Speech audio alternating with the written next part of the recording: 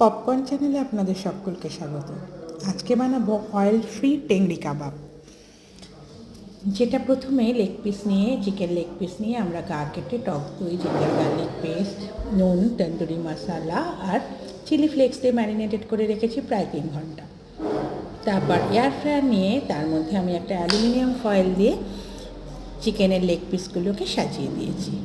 আর air ফ্রায়ারের এই রান্নার বিশেষত্ব হচ্ছে নো অয়েল, একদম জিরো অয়েল, কোনো বাটার অয়েল কিচ্ছু ইউজ হয়নি এখানে। এয়ার ফ্রায়ারে আমরা মেনু সিলেকশন করে নেব, সেখানে যেই চিকেন লেগ পিসের দেখবেন একটা ছবি ইন্ডিকেট করবে। এখানে অটো মেনু, অটো জেনারেটেড করাই থাকে, আপনাকে ম্যানুয়ালি কিছু করতে হবে না।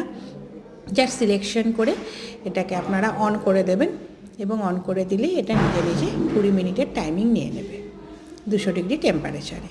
জাস্ট 8 মিনিটস বাদে আপনি এয়ার ফ্রায়ার থেকে ওটাকে বার করে একটা সাইডকে উল্টে দেবেন, অর্থাৎ লোয়ার সাইডটাকে উপরের দিকে নিয়ে আসবেন।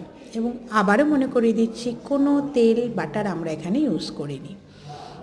ঠিক 20 মিনিট বাদে এটা যখন আবার ঢুকিয়ে দেবেন, চিকেন লেগ পিসগুলো উল্টে নিয়ে 20 মিনিট কমপ্লিট হলে এটা বার করে নেবেন। আপনার জন্য সুস্বাদু অয়েল ফ্রি একটা টেংরি কাবাব রেডি। আমাদের চ্যানেলটা